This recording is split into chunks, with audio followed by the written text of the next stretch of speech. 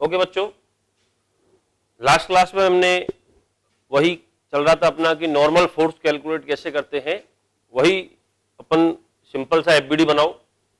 FBD बनाने के बाद अगर सिस्टम रेस्ट पे है तो फोर्स बैलेंस करते हैं, और अगर वो एक्सेलरेट कर रहा है तो फिर हम F equal to m a लगाएंगे। इसमें आ रही बात समझ में? तो इस तरह से कल मैं एक क्वेश्चन तुम्हें देके गया था होमवर्क में, वो मैं डिस्कस कर रहा हूं कि ये स्फीयर है, ठीक है, और स्फीयर को दो दीवार के बीच में फंसा हुआ है। इसे एक दीवार ये है,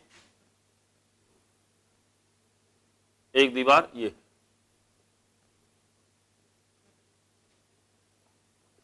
मान लो ये दीवार 1 है, W1 वॉल 1, और ये दीवार 2 वॉल 2। ये सिस्टम था, और इस स्फीयर का जो मास है वो है m। Let this angle is alpha and this angle is beta. ये एंगल अल्फा है, ये एंगल बीटा है। अब मेरे को यहां दोनों दीवारों ने कितना नॉर्मल लगाया ये अपन करते हैं। सबसे पहले इसका पहला मेथड बताता हूं, ध्यान देना।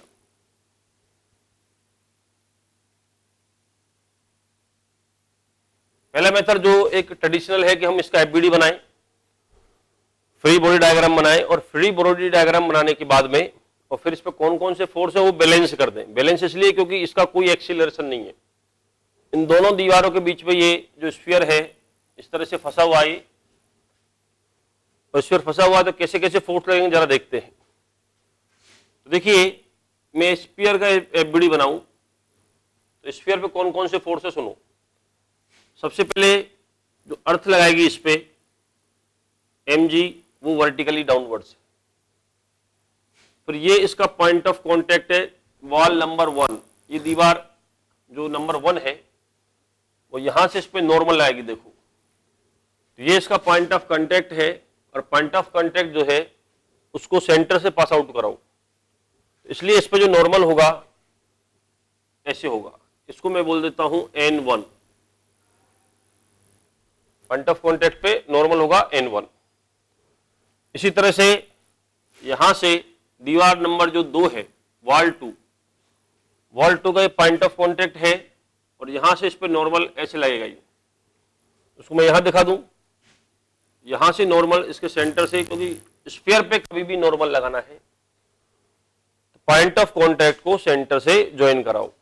तो ये नॉर्मल है N2। बस ये फोर्सेज है, कहीं कोई फ्रिक्शन नहीं है और कोई फोर्स है नहीं। तो ये 3 फोर्स है हमारे पास। अब कंपोनेंट्स करें अपन। तो देखिए, सबसे पहले ध्यान देना, ये वर्टिकल है। मैंने बताया था कल, एक बड़ी इंपॉर्टेंट फैक्ट बताया था जो मैं यहां यूज लूंगा। देखना कि कोई भी टेंजेंट, एक बार फिर याद करो, कोई भी टेंजेंट हॉरिजॉन्टल से जितना एंगल बनाएगी, नॉर्मल जो है वो वर्टिकल से सेम एंगल बनाता है। तो देखो, ये टेंजेंट जो थी अल्फा एंगल बना रही थी, ये वाली टेंजेंट, इसका जो नॉर्मल है वो N1 है। जरा ध्यान से देखना, ये वाली जो टेंजेंट है W1 वाली, देखो ध्यान से, तो W1 वाली टेंजेंट हॉरिजॉन्टल से अल्फा एंगल बना रही है। तो W1 का जो नॉर्मल होगा, जो कि डायग्राम में N1 है, देखो वो वर्टिकल के साथ वही एंगल बनाएगा क्योंकि अल्फा है। समझे?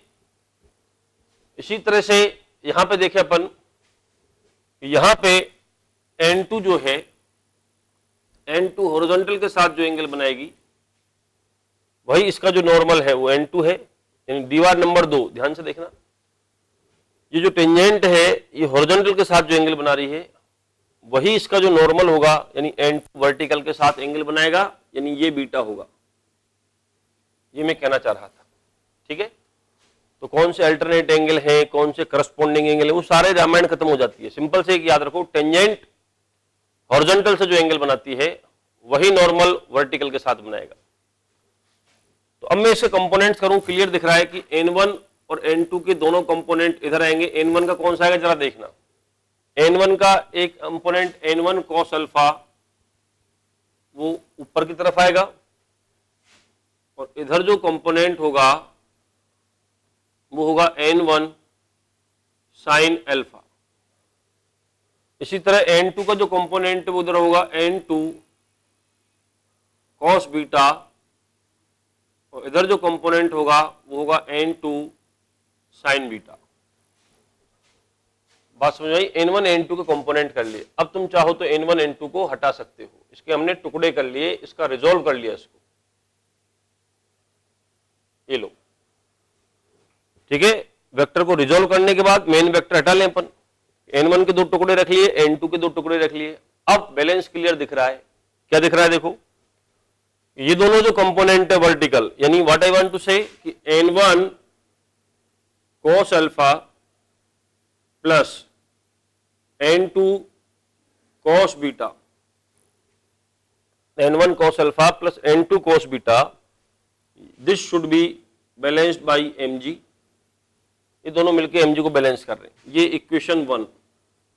कितने अननोन है हमारे पास? 2 अननोन है, एक तो n1 और एक n2, तो 2 इक्वेशन चाहिए, है ना। तो पहला इक्वेशन तो ये आ गया कि n1 cos alpha plus n2 cos beta equal to mg, और दूसरा इक्वेशन ये है कि यहां पे हॉरिजॉन्टल कंपोनेंट एक दूसरे को बैलेंस कर रहे हैं, तो n1 sine alpha equal to n2 sine beta. दोनों को बैलेंस करना होगा, नहीं तो स्फीयर हॉरिजॉन्टल चलना शुरू कर देगा, जबकि नहीं कर रहा है ऐसा, क्योंकि दोनों फोर्स बैलेंस हुए होंगे। अब मान लो मैं n1 कैलकुलेट करूं, तो एक काम करें, इक्वेशन 1 में से n2 को एलिमिनेट करते हैं। बात समझ रहे हो? यहां से n2 की वैल्यू निकाल लो। n2 क्या आ गया बच्चों? n2 equal to n1 sine alpha upon sine beta, n1 sine alpha upon sine beta. ये n2 की वैल्यू में यहां पुट कर रहा हूं, ठीक है। जैसे x और y में 2 वेरिएबल होते हैं ना, तो x और y में 2 वेरिएबल कैसे सॉल्व करते?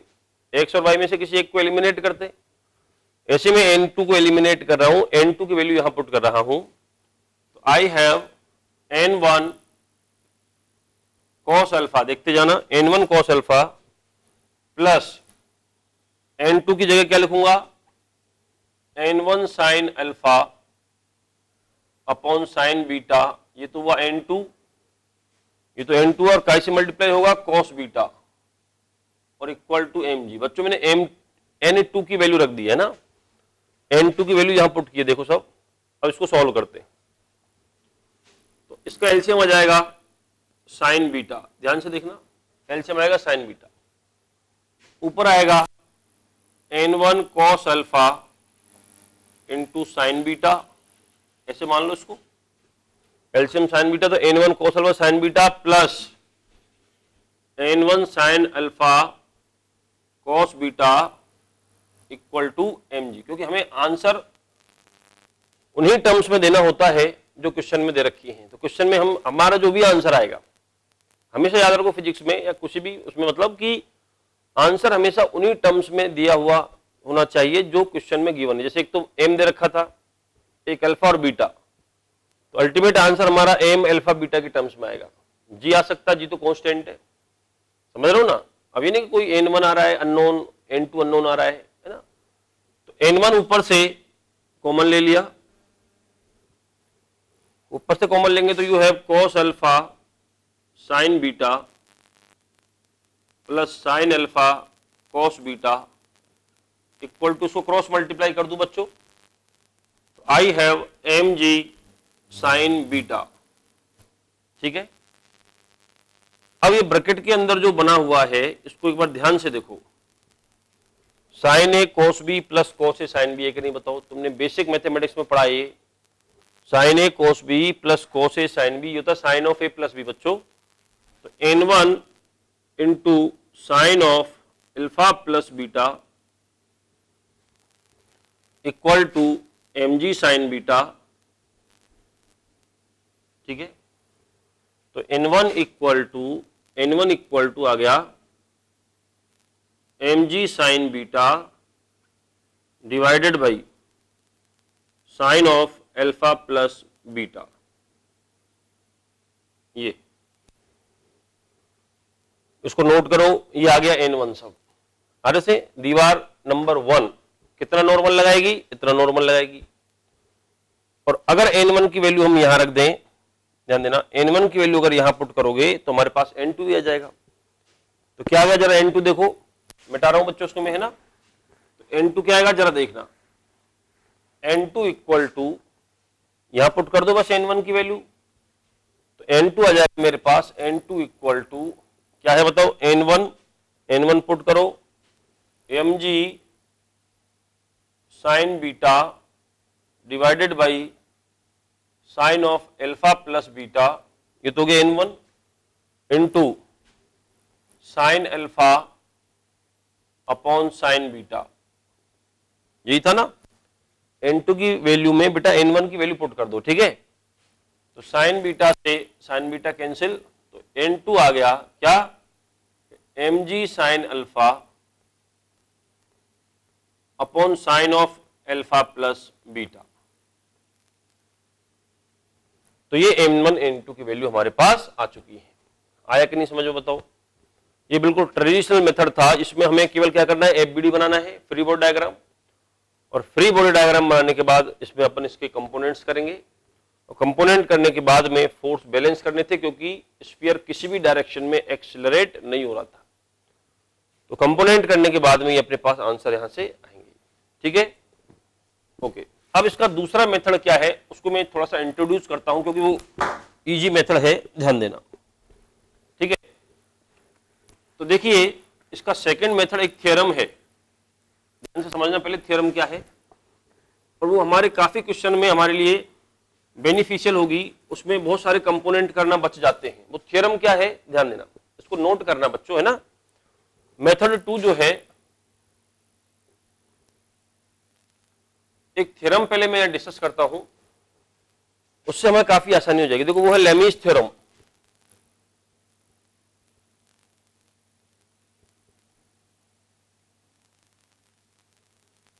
लेमीज थ्योरम क्या है ये अपन समझते हैं।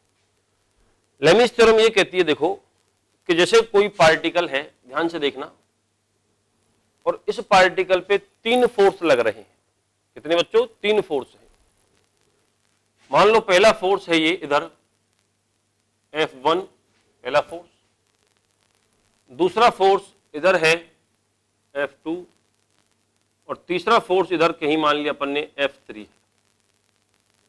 ये पार्टिकल है, इस पे 3 फोर्स हैं। ये लेमीज थ्योरम क्या है पहले मैं इसको डिस्कस कर रहा हूं। लेमीज थ्योरम क्या है कि if there are 3 forces F1, F2 and F3, और मान लो ये जो एंगल है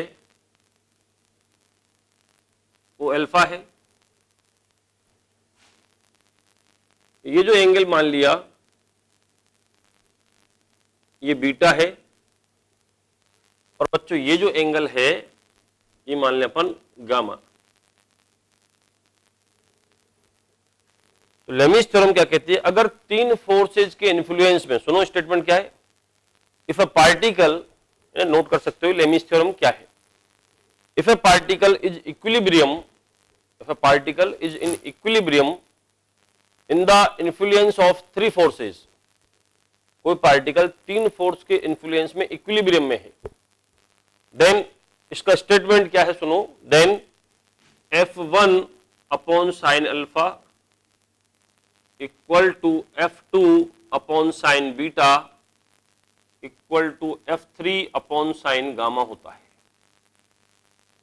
क्या है ये समझना, इनमें से कोई भी एक फोर्स, जैसे F1 ले लिया तुमने, ध्यान से पढ़ो कैसे लिखा है इसको, F1 और अपॉन इसके सामने का एंगल F1 अगर है तो इसके अपोजिट F1 को छोड़ के F2 F3 के बीच का एंगल, यानी ये फोर्स F1 फोर्स, समझ रहे हो कैसे लिखा है, F1 फोर्स डिवाइडेड बाई कौन सा साइन आएगा बताओ, sine of F2 and F3 equal to, फिर F2 गए, F2 अपॉन जब करोगे तो कौन सा एंगल आएगा, F1 F3 के बीच का, और F3 करोगे तो F1 F2, यानी सामने वाले एंगल लेने।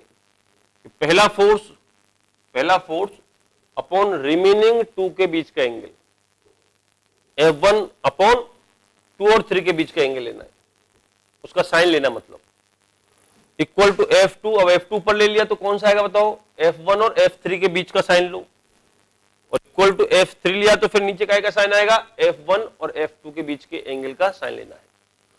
ये लेमिस थ्योरम कहलाती है। तो मैं अपने क्वेश्चन को तुम्हें करता हूं, ध्यान देना। मेथड नंबर 2 क्या था, लेमिस थ्योरम से सॉल्व करते, क्योंकि हमारा जो स्फीयर था, ध्यान से देखो, हमारे स्फीयर पे 3 फोर्स लग रहे थे, याद है तुम्हें? हमारे स्फीयर पे 3 फोर्स लग रहे थे। इफ यू रिमेंबर, नीचे जो फोर्स था वो था mg, या mg फोर्स था, इधर फोर्स था N2 और इधर फोर्स था N1, याद करना। ये जो एंगल था, सोचो, ये था अल्फा एंगल, इसमें ज्योमेट्री इंपॉर्टेंट है। ये एंगल क्या था, बीटा। अब इसको सोचोगे, देखो ध्यान से देखना, ये था बीटा, याद करो, ये बीटा था। अगर ये बीटा है, ध्यान से देखो, तो यहां से ये जो N1 है, अरे उसमें, और N1 के बारे में अपन देखें, यहां से एंगल ये बन रहा था, इस पे ध्यान देखना कि ये जो एंगल था ये बीटा था अपने पास, और ये नॉर्मल लग रहा था कितना बताओ, N2, अरे इसमें। तो इसलिए डेफिनेटली अगर मैं हॉरिजॉन्टल लाइन खींचता हूं यहां से, तो ये जो एंगल होगा ये क्या होगा, बीटा होगा। देखो कौन से एंगल हो गए बताओ, अल्टरनेट एंगल हुए ना ये, ज्योमेट्री देखो, ये बीटा है तो ये भी बीटा होगा, और ये बीटा है तो इस हॉरिजॉन्टल लाइन के साथ N2 जो एंगल बनाएगा वो होगा 90 माइनस बीटा। देखो, क्योंकि ये N2 और ये सरफेस परपेंडिकुलर है, क्योंकि N2 नॉर्मल है ना, समझ में आ रही बात? ये तो टेंजेंट हो गई, नॉर्मल 90 पे है। वापस से देख लेना, अगर ये बीटा था तो ये बीटा होगा, ये हॉरिजॉन्टल लाइन मैंने ड्रॉ की है, जो कि यहां पे ये ड्रॉ कर रखी है। देखो, तो N2 का इस हॉरिजॉन्टल लाइन के साथ जो एंगल बन रहा है ये 90 माइनस बीटा है। दिख रहा है सबको? इसी तरह से N1 के बारे में देखोगे तो N1 के लिए देख सकते हो, यहां पे ये दीवार एंगल बना रही थी, कितनी बताओ, सॉरी ये टेंजेंट है ये, तो ये जो एंगल बन रहा था ये था अल्फा, देखो, और यहां से था ये नॉर्मल N1, दिख रहा है? ठीक है बच्चों, तो ये वही हॉरिजॉन्टल लाइन है, ये हॉरिजॉन्टल लाइन है, तो ये एंगल था अल्फा, तो ये बचेगा कितना, 90 माइनस अल्फा बचेगा। देखो दिख रहा है सबको, ये अल्फा है, यानी N1 हॉरिजॉन्टल के साथ एंगल बना रहा है 90 माइनस अल्फा। सॉरी, तो ये जो एंगल होगा ये होगा हमारा 90 माइनस अल्फा। ठीक है, अब सुनो, एंगल समझ आए बच्चों कि वर्टिकल के साथ ये तो हमने पहले बता दिए थे, अल्फा और बीटा तो पहले पिछले मेथड नंबर 1 में डिस्कस कर लिया था, अल्फा बीटा कैसे आए, और अब ये 90 माइनस अल्फा 90 माइनस बीटा कैसे है। अब एक बार ध्यान से देखो, अब मैं लेमिस थ्योरम अप्लाई कर रहा हूं। लेमिस थ्योरम कैसे अप्लाई करेंगे सुनो, बस इसमें ज्योमेट्री से तुम एंगल निकाल लो। तो क्या इक्वेशन था कि देखो, जैसे मैं mg से शुरू करता हूं, पहला फोर्स mg मान लो, mg डिवाइडेड बाई, सुनो, F1 अपॉन साइन ऑफ, बताओ कौन सा एंगल आएगा बच्चों, F1 अपॉन साइन अल्फा में अल्फा क्या होता था बताओ, जैसे mg तुमने फोर्स लिया अगर पहली बार, तो रिमेनिंग 2 फोर्स कौन से रह गए, N1 और N2, mg को हटा दो, यानी पहला force divided by remaining 2 forces के बीच का एंगल, तो mg divided by remaining 2 force N1 N2। जरा ध्यान से देखना, अपने डायग्राम में कॉपी में बनाओ अच्छे से बिल्कुल। तो N1 N2 के बीच का जो एंगल है वो है अल्फा प्लस बीटा, तो यहां लूंगा sine of alpha plus beta. समझ आ रही है बात? इक्वल टू N1 पकड़ लो यहां से, N1 divided by sine of, ध्यान से देखना, N1 को अलग कर दो तो बच गए कौन से, mg और N2। तो mg और N2 के बीच का एंगल दिख रहा है तुम्हें, ये तो 90 माइनस बीटा और ये 90, ये क्लियर दिख रहा है, ये तो 90 माइनस बीटा और ये 90। तो बच्चों सोचो ध्यान से, टोटल एंगल कितना हो गया बताओ, 90 माइनस बीटा प्लस 90 हुआ ना, कॉपी में बिल्कुल ध्यान से देखो बच्चों, है ना, तो ये हो गया 180 माइनस बीटा इक्वल टू, इसमें कंपोनेंट वगैरह नहीं करने अपने को, सीधा आंसर आएगा N2, देखो N2 divided by N2 divided by, अब N2 हटा दिया कौन सा बच गया, N1 और mg। तो N1 और mg के बीच का एंगल देखो, ये 90 माइनस अल्फा और ये 90, तो कितना आएगा 180 डिग्री माइनस अल्फा। यहां से मैं इसको थोड़ा मॉडिफाई कर लूं ये 180 वाले एंगल को, तो mg upon sine of alpha plus beta equal to क्या आएगा, N1 अपॉन, अब साइन 180 माइनस बीटा क्या होता है बताओ, साइन ऑफ 180 माइनस बीटा क्या होगा, साइन बीटा, तो ये sine beta equal to N2, sorry यहां भी साइन आएगा बच्चों है ना, ये साइन ऑफ 180 माइनस अल्फा, तो ये हो जाएगा साइन अल्फा। ठीक है,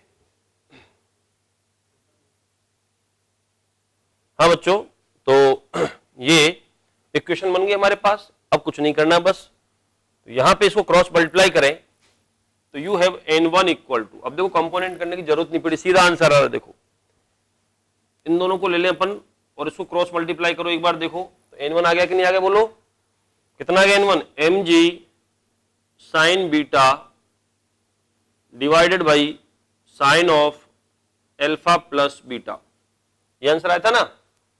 और इसी तरह से पहला और तीसरा रिलेशन ले लें अपन, ये दोनों रिलेशन ले लें और उसको क्रॉस मल्टीप्लाई करें, देखो अपनी इक्वेशन में, तो you will have N2 equal to mg into sine of alpha divided by sine of alpha plus beta.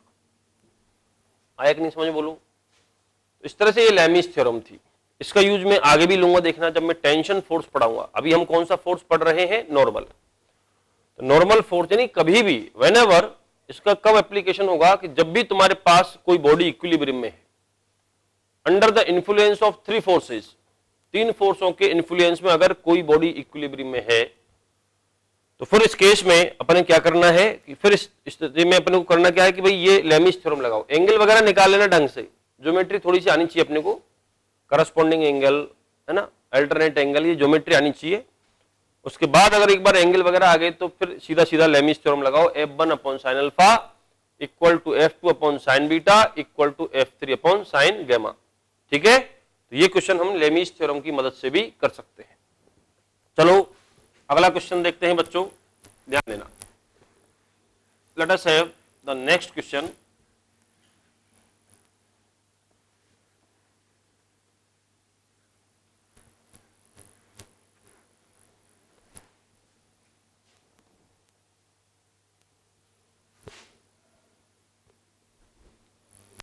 देखिए ये एक इंक्लाइन प्लेन है और एक दीवार के सहारे ये रखा हुआ है इसे, यानी एक्चुअलिटी में क्या है, इस तरह से है कि इंक्लाइन प्लेन ये था, ऐसे इंक्लाइन प्लेन था ये, ट्रायंगुलर वेज है, और वो इससे यहां पे सटा के अपन ने रख रखा है, इसको टच करा के रख रखा है, तो इसको मैं ऐसे बता रहा हूं। ठीक है, रियलिटी ऐसे थी, इसको दीवार से टच करा दिया बिल्कुल, ताकि वो इधर खिसके नहीं, उसको मैंने ऐसे दिखा रखा है ये, क्लियर। और इस इंक्लाइन प्लेन का एंगल ऑफ इंक्लाइनेशन थीटा है, कितना एंगल ऑफ इंक्लाइनेशन, थीटा है। अब इस प्लेन पे ये सरफेस हम हमेशा स्मूथ मानते हैं, अभी फ्रिक्शन पढ़ा नहीं अपन ने, स्मूथ है ये, no friction at any surface. Capital M mass का जो ब्लॉक है इस पे स्लाइड करना शुरू करता है। ठीक है, अब ये देखा हुआ था क्वेश्चन, लेकिन मैं क्वेश्चन थोड़ा चेंज कर रहा हूं, है ना। क्वेश्चन क्या है, फाइंड, ये वॉल है, ये दीवार है, ठीक है, find the normal force between, find the normal force between incline plane and wall. करो नोट इसको सब, है ना, डायग्राम बनाओ बिल्कुल अच्छे से, कॉपी बेटा बिल्कुल सिस्टमेटिक अच्छे से रखना, मेंटेन, है ना। ताकि बाद में जब रिवीजन करोगे तो एक एक क्वेश्चन बिल्कुल सिस्टमेटिकली अपने को मिल जाएगा। ठीक है, अपने ये कॉपी है नोटबुक की, ठीक है, जहां पे अपन इलस्ट्रेशन जो भी टीचर करा रहे हैं वो होनी चाहिए। एक अपनी शीट की कॉपी अलग से होनी चाहिए, समझे, जिसमें शीट मिलेगी ना अपने को, तो शीट की कॉपी वो भी मेंटेन रहनी चाहिए, question number 1, question number 2, question number 3, ताकि जब तुम अगली बार रिवाइज करोगे नीट के टाइम पे तो हर क्वेश्चन का तुम्हारे पास सॉल्यूशन अवेलेबल होगा। और सिस्टमेटिक जितना काम करोगे उतनी सारी चीजें एकदम सिंपल हो जाती हैं। ठीक है, तो ये हमेशा ही कहता रहूंगा तुमसे, अपना काम नीट एंड क्लीन रखो और सिस्टमेटिक ढंग से आगे बढ़ते चलो। तो चलो बच्चों, क्वेश्चन मेरा ये है कि find the normal force between inclined plane and wall. तो इस इंक्लाइंड प्लेन और वॉल के बीच में कितना नॉर्मल है, जरा ये हम देखते हैं। तो मैं इंक्लाइंड प्लेन अलग कर देता हूं। देखो ध्यान देना, अपन इन तीनों का एफबीडी बनाते हैं। मैंने ये ब्लॉक अलग कर दिया, ब्लॉक अलग है, कैपिटल एम मास का ब्लॉक अलग हो गया, इंक्लाइंड प्लेन अलग कर दिया मैंने, ओके, और दीवार अलग कर दी। अब तो शायद सबको दिख रहा होगा, तीनों अलग कर दी। एफबीडी के बनाने का मतलब सबको अलग करो, देखो कौन कैसे क्या है। इंक्लाइंड प्लेन का मास नहीं रखा, इसलिए रखा कि क्वेश्चन में कहीं काम नहीं आया होगा। ठीक है, क्वेश्चन में कहीं काम नहीं आया होगा, इसलिए एज्यूम करना चाहो तो कर भी लो। इसका मास मैं एज्यूम कर लूं एम डैश, एज्यूम किया है, इसलिए आंसर में एम डैश नहीं दिखना चाहिए। आंसर में मेरे पास कैपिटल एम और थीटा की टर्म्स में आंसर होना चाहिए। ये एंगल थीटा है। तो चलो देखते हैं कौन कैसे चल रहा है, क्यों चल रहा है, कोई अगर नहीं चल रहा तो क्यों नहीं चल रहा, एक एक चीज का जवाब होना चाहिए और वो जवाब देगा हमारे पास फ्री बॉडी डायग्राम। तो सबसे पहले इसका मैं एफबीडी बनाऊं तो इधर फोर्स लगेगा इस पे नॉर्मल, इंक्लाइंड प्लेन ने ब्लॉक पे नॉर्मल इधर लगाया। पहले ब्लॉक का बना लो कि ब्लॉक पर कौन कौन से फोर्स लगे। तो ब्लॉक पे नॉर्मल ऊपर होगा, mg होगा वर्टिकली डाउनवर्ड्स ऐसे। और बच्चों ये तो तुम याद ही रखो बल्कि कि mg डाउनवर्ड से इंक्लाइंड प्लेन पे, तो दोनों कंपोनेंट बिल्कुल याद रखो, दोनों कंपोनेंट्स बिल्कुल याद रखो कि अगर mg डाउनवर्ड से तो अलोंग द इंक्लाइंड प्लेन जो आता है वो रट लो बिल्कुल कौन सा आता है, mg sin थीटा, और perpendicular to the inclined plane आता है mg cos थीटा। ये मैं पहले भी बता चुका हूं, वेक्टर में भी तुमने कहीं ना कहीं किया होगा ये। तो यह दिमाग लगाना है इसको, बल्कि mg को डायरेक्ट में रिजोल्व करके रख रहा हूं कि यार इस पे इधर फोर्स जो लगा और एक इधर लगा, mg को रिजोल्व कर लिया मैंने। तो इधर जो लगा वो था mg cos थीटा और इधर लगा mg sin थीटा। एक्चुअली इस पे दो ही फोर्स लगे ब्लॉक पे, ध्यान देना बच्चों, इस ब्लॉक पे दो ही फोर्स लगे थे, mg और नॉर्मल। mg और नॉर्मल, तो नॉर्मल तो दिखा रखा है और mg को मैंने रिजोल्व कर लिया।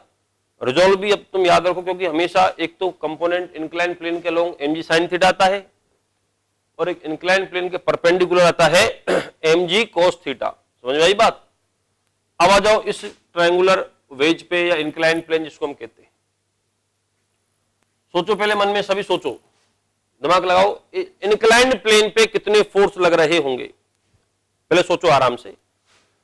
इस इंक्लाइंड प्लेन पे कितने फोर्स लग रहे होंगे बोलो, तो मैं तुम्हें बताता हूं। देखो इंक्लाइंड प्लेन को मैं थोड़ा और नीचे बना लूं, चलो यहां बना लेता हूं, ये इंक्लाइंड प्लेन है और इधर दीवार बना लेता हूं। ठीक है, ये वॉल है जिससे ये सटा हुआ था, इसे चिपक रहा था इसे। इस पे देखो सबसे पहले इसका वेट लगेगा नीचे कितना, m डैश g, क्योंकि मैं इंक्लाइंड प्लेन का एफबीडी बना रहा हूं। तो m डैश इसका मास है तो m डैश ही नीचे होगा, नो डाउट। ग्राउंड जहां ये रखा हुआ, ये ग्राउंड जो है फ्लोर, फ्लोर इस पे नॉर्मल लगाएगी ऊपर, बिल्कुल ये फ्लोर नॉर्मल लगाएगी कितना, n डैश मान लो, दो फोर्स। फिर और बताओ, सोचो कौन सा था कि इंक्लाइंड प्लेन ने ब्लॉक पे लगाया नॉर्मल, तो रिएक्शन होगा ब्लॉक भी इंक्लाइंड प्लेन पे ऐसे नॉर्मल लगाएगा इस तरह से, प्लेन के परपेंडिकुलर लगाने ये एन, उसको मैं परपेंडिकुलर यहां पे दिखा दूं, ये नॉर्मल ऐसे लगेगा। कौन सा ये, एन है, रिएक्शन है ये, कौन से एक्शन का रिएक्शन है कि इंक्लाइन प्लेन ने ब्लॉक पे लगाया था एन, तो ब्लॉक भी इंक्लाइन प्लेन को प्रेस कर रहा होगा।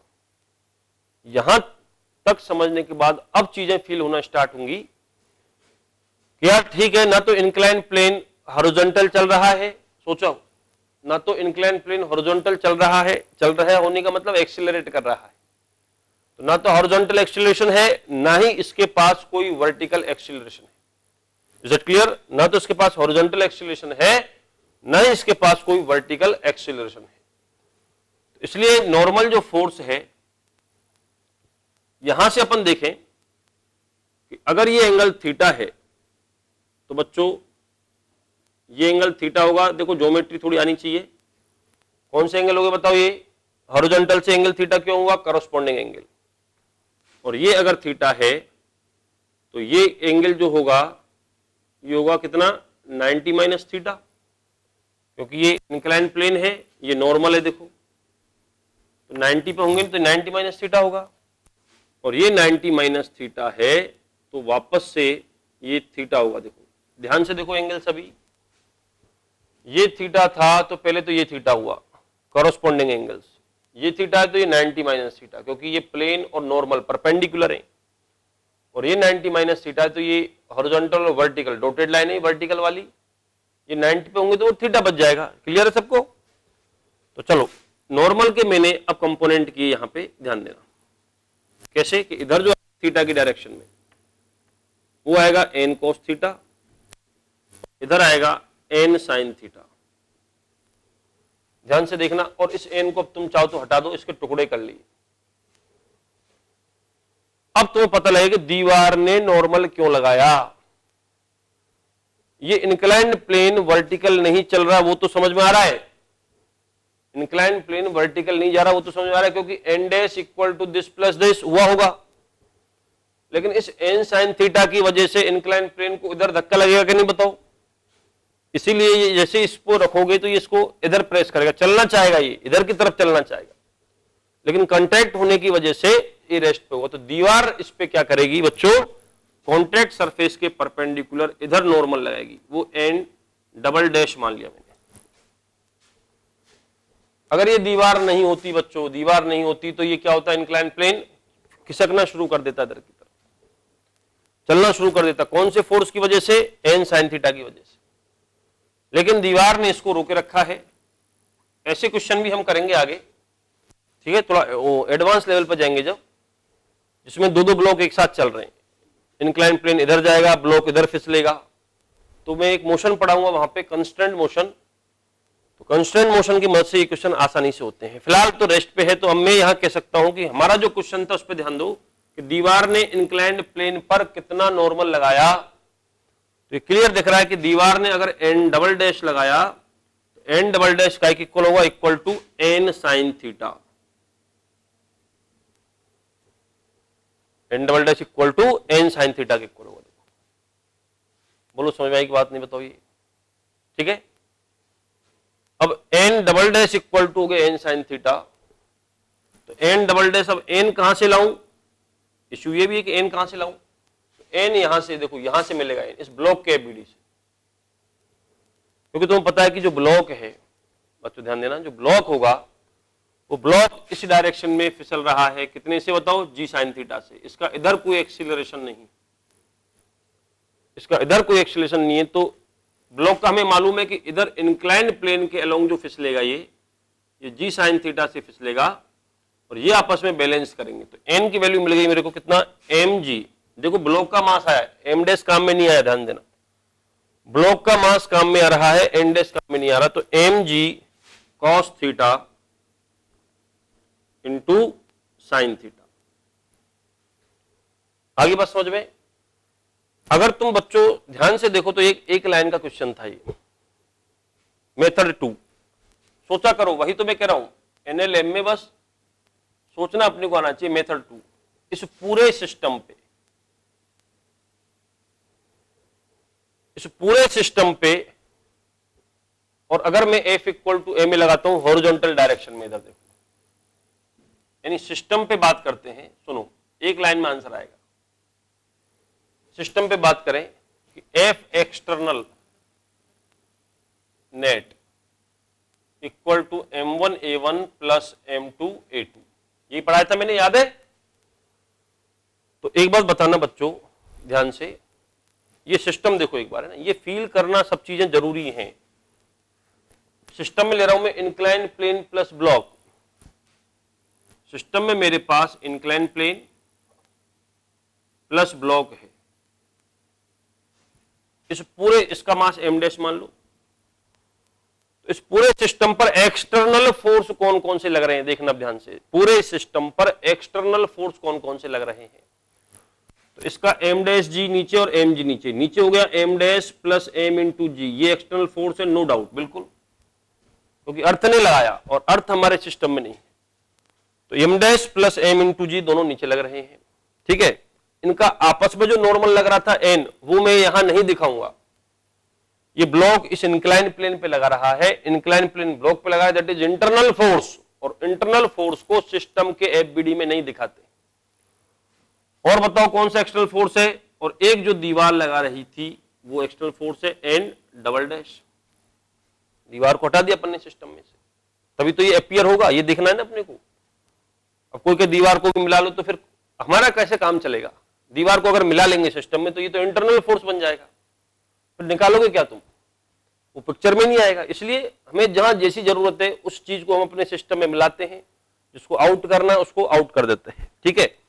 तो चलो अब और एक ग्राउंड का नॉर्मल, बिल्कुल एक ग्राउंड जो नॉर्मल लगाएगी इस ब्लॉक मतलब इस ट्रायंगुलर वेज पे, क्योंकि ग्राउंड हमारे सिस्टम में नहीं है, और जो चीज सिस्टम में नहीं है वो किसी भी एक पार्टिकल पे फोर्स लगा दे तो वो हमारे लिए एक्सटर्नल फोर्स हो जाता है बच्चों। तो ये n डैश, ओके। अब अगर मेरे को n डैश निकालना है तो एक लाइन में आंसर है n डैश का, तो n डैश जो होगा वो क्या इक्वल होगा m डैश जी प्लस m जी, लेकिन n डैश नहीं निकालना, हमें n डबल डैश निकालना है।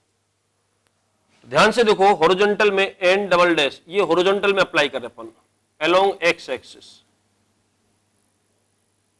देखो इसीलिए मैंने कहा ना, सिस्टम को फील करना हमेशा बहुत बढ़िया रहता है। एक सिस्टम में जैसे 2-3 पार्टिकल मान ली तो उसका एफबीडी बहुत छोटा सा रह जाता है, क्योंकि वो दोनों तीनों आपस में जो फोर्स लगा रहे हैं वो इंटरनल होकर खत्म हो जाते हैं।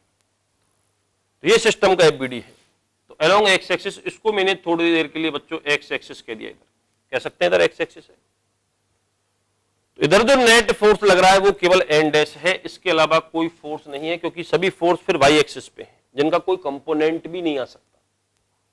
अगर कोई स्लैंटेड फोर्स होता तो उसका कंपोनेंट भी आता, लेकिन फिलहाल ये सभी फोर्स y एक्सिस पे हैं, जिनका अलोंग द x एक्सिस कोई कंपोनेंट नहीं होगा। तो केवल मेरे पास x एक्सिस के along force n double dash है।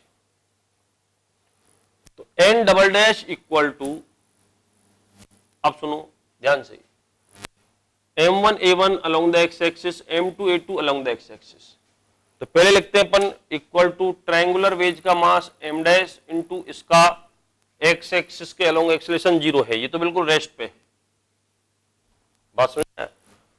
मैंने क्या कहा, इस फोर्स को क्या लिखते हैं m1a1 में भी ध्यान रखना, a1 क्या है, a1 ये नहीं एक्सेलरेशन नहीं, जिधर इक्वेशन लगा रहा हूं उधर एक्सेलरेशन। तो ट्रायंगुलर वेज का तो किधर भी नहीं था, तो इसका मास m डैश इंटू इसका x एक्सिस के अलोंग एक्सेलरेशन 0 प्लस दूसरा जो था तुम्हारा वेज, सॉरी ये तुम्हारा ये ब्लॉक का मास था m इंटू ब्लॉक का एक्सीलरेशन नहीं, ब्लॉक का x एक्सिस के अलोंग एक्सीलरेशन।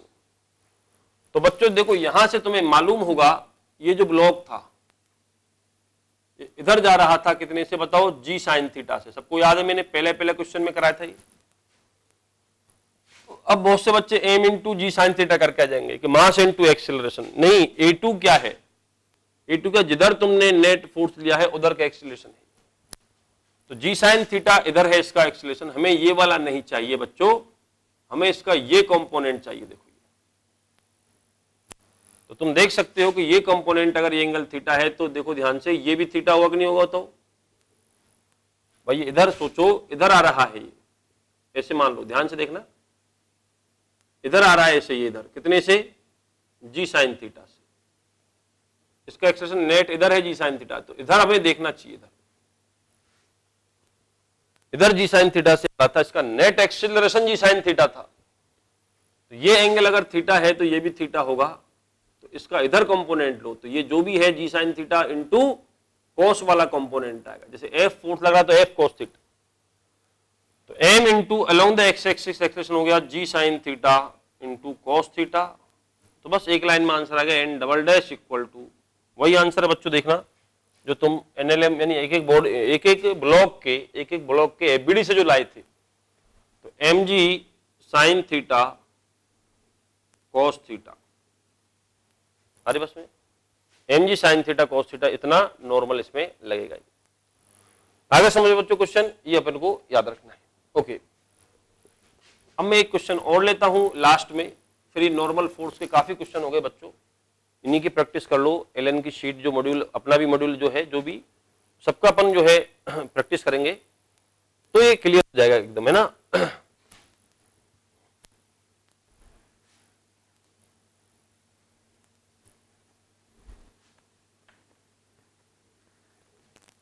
ध्यान से देखो,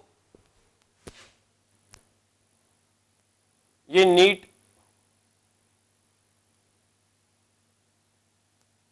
टू 2018 में एक क्वेश्चन आया था यहां से।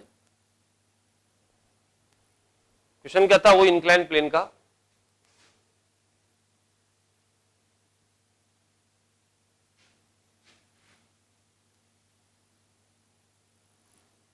ये स्मूथ ग्राउंड है,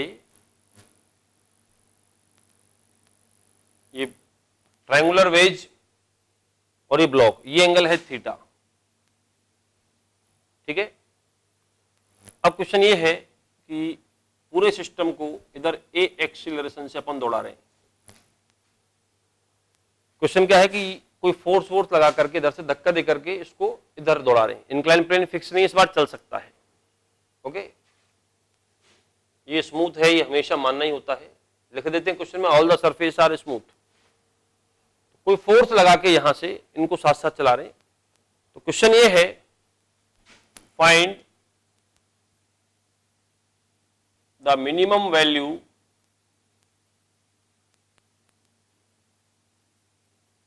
ऑफ ए, दोनों को कितने एक्सेलरेशन से दौड़ाएं, find the minimum value of a so that both the blocks, minimum क्या, find the value of a, ये ऑप्टिमम वैल्यू है ना, मिनिमम मैक्सिमम नहीं है, यही एक डेफिनेट वैल्यू है। Find the value of a so that both the blocks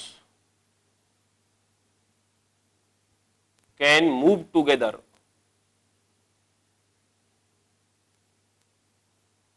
इस क्वेश्चन को ऐसे कई तरह से बोलते हैं बच्चों, है ना, तो बताओ ए की वैल्यू सो दैट कि दोनों साथ साथ चल सकें, या there is no slipping between the blocks, इनमें स्लिपिंग ना हो, या इस ट्रायंगुलर वेज के रिस्पेक्ट में ये ब्लॉक रेस्ट पे रहे। कहने का मतलब ये कि इनको साथ साथ चलना है। तो इसको तीन तरह से बोल सकते हैं क्वेश्चन को। एक तो जो लिख ही रहा है, सो that both the block can move together, दोनों ब्लॉक साथ साथ मूव कर सके। दूसरा इसको बोल सकते हैं कि there is no slipping between the blocks, दोनों के बीच कोई स्लिपिंग ना हो, फिसले नहीं आपस में, no slipping between the blocks. या इस ट्रायंगुलर वेज के रिस्पेक्ट में ये रेस्ट पर है। ग्राउंड के रिस्पेक्ट में तो चलेगा, लेकिन ट्रायंगुलर वेज से देखने पर यानी वही इस पे फिसलना नहीं चाहिए। तो सीधा सा कंसेप्ट ये है कि अगर इनको साथ साथ चलना है, स्लिपिंग नहीं होनी है, तो कैसे भी करके अगर इस ट्रायंगुलर वेज का एक्सीलरेशन ए है, साथ साथ चलने का मतलब क्या होता है बच्चों, ठीक है, मूव टुगेदर मतलब है दोनों की डिस्प्लेसमेंट, वेलोसिटी, एक्सीलरेशन सब सेम होना चाहिए, तभी उसको हम साथ साथ चलता हुआ मान सकते हैं। अगर किसी क्वेश्चन में पढ़ते हो, whenever you read both the block can move together, move together मतलब उनके डिस्प्लेसमेंट, उनकी वेलोसिटी और उनका एक्सीलरेशन हमेशा सेम होना चाहिए। तो यहां एक्सीलरेशन अगर इसका ए है, तो इस बार इसका एक्सीलरेशन भी ए होना चाहिए। Is it clear? इन दोनों का एक्सीलरेशन सेम होना चाहिए।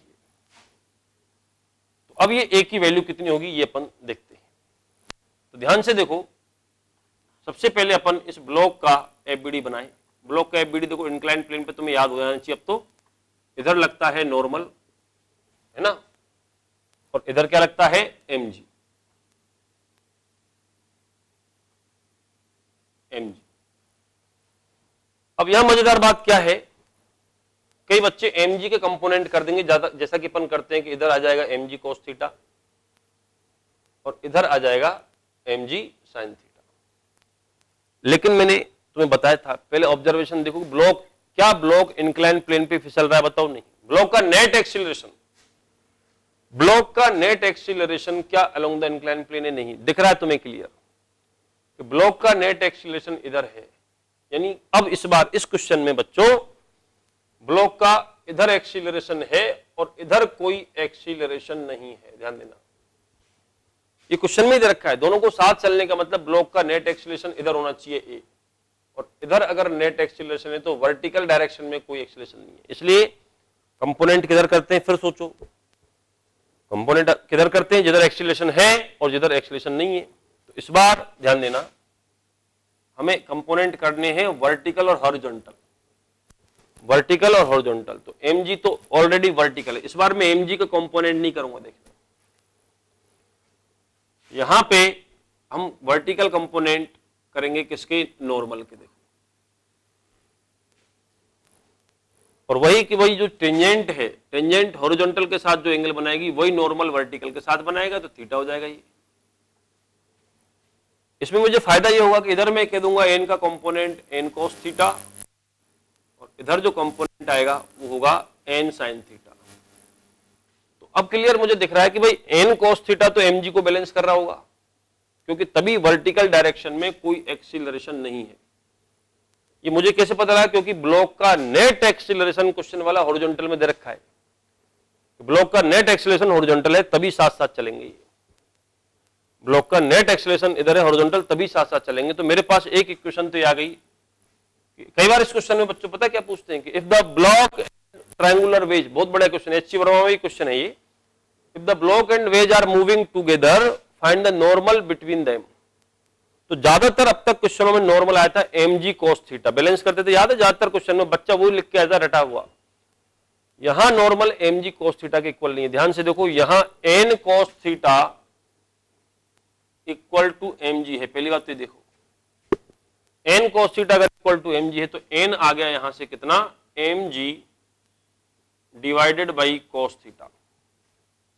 नॉर्मल कितना आ गया, mg बाई cos थीटा। और अगर normal mg by cos theta है तो एक तो क्वेश्चन ये बनता है, क्योंकि बच्चे mg इंटू cos थीटा करके आ जाते हैं, उनको रटा रहता है, क्योंकि उसमें क्या होता है कि ब्लॉक इधर फिसलता है। भाई अपने जो ट्रेडिशनल क्वेश्चन में इंक्लाइन प्लेन तो फिक्स रहता है और ब्लॉक इधर फिसलता है, तो ठीक था, तो n equal to mg cos theta था। लेकिन इस बार ब्लॉक और ट्रायंगुलर वेज साथ साथ चल रहे हैं, है ना, तो इसलिए ये तो आगे नॉर्मल, और एक ये n sin थीटा की वजह से इसके पास एक्सीलरेशन है, एक्सीलरेट हो रहा है ना, ये n sin थीटा ये इसको इक्वल होगा ma के इक्वल। देखो इस ब्लॉक पे f इक्वल टू ma लगाओ ना, इधर इसका नेट एक्सीलरेशन a है, तो इधर का फोर्स कौन सा है, n sin theta equal to ma। तो n की जगह क्या रखेंगे, mg upon cos theta into sine theta equal to ma, और m से m कैंसिल, तो इधर आ जाएगा g sin theta upon cos theta का मतलब g tan theta equal to a। तो ये a की वैल्यू है। अगर a equal to g tan theta से इसको चलाओगे, पूरे सिस्टम को कोई भी फोर्स वोर्स लगा के ऐसे चला दो कि उसका एक्सीलरेशन जी tan थीटा आ जाए, तो दोनों जो ट्रायंगुलर वेज और ये ब्लॉक दोनों साथ साथ चलेंगे बच्चों।